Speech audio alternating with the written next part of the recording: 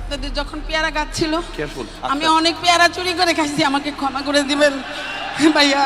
বাংলাদেশের রাজনীতি এমন এক জায়গা যেখানে আপনি কখন যে উন্নয়নের কথা শুনতে গিয়ে পেয়ারা চুরির স্বীকারোক্তি শুনে ফেলবেন তা আগে থেকে বলা যায় না।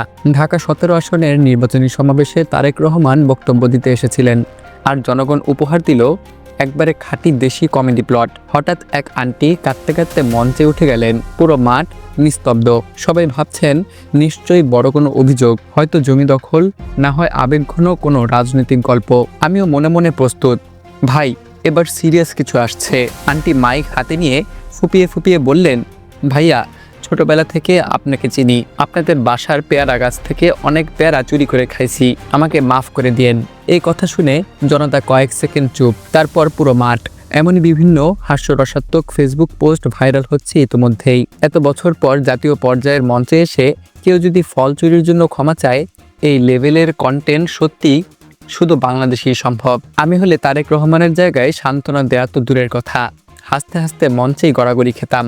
এ সমস্ত হাস্যরসাত্মক কমেন্টেই ভরে গিয়েছে এখন সোশ্যাল মিডিয়া। আরও মজার ব্যাপার হলো, তারেক রহমান বললেন তাইলে গাছ লাগাবেন আর আমাকে 2টা পেয়ারা দিয়ে যাবেন, এই হলো শান্তিপূর্ণ প্রতিশোধ। হাসির ফাঁকে ফাঁকে কিন্তু কাজের কথাও হয়েছে। ভ্যান চালক জুয়েল বললেন বস্তিবাসীর পুনর্বাসনের কথা, ছাত্রী হেনা বললেন এলাকার পরিবেশ উন্নয়নের কথা, গার্মেন্টস কর্মী লিলি বললেন ফ্যামিলি কার্ড আর চাকরির কথা। সবাই একসুরে বলল পুনর্বাসন, কর্মসংস্থান, ভালো রাস্তা চাই। তারেক রহমান ফ্যামিলি কার্ড দেখিয়ে বললেন এই কার্ডের মাধ্যমে পরিবার পাবে মাসে 2 থেকে 2,500 টাকা অথবা সমপরিমাণ খাবার। গৃহিণী শান্তা বললেন এই টাকায় চাল ডাল কেনা যাবে, অনেক উপকার হবে।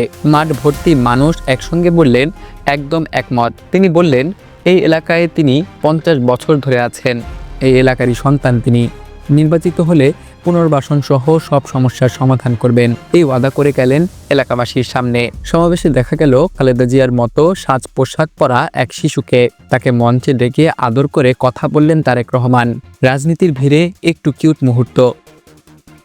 দুনিয়ার দেশে রাজনীতির মঞ্চে মানুষ দুর্নীতির স্বীকারোক্তি করে, আর আমাদের দেশে ভাইয়া আপনার পেয়ারা চুরি করছি, মাফ করেন।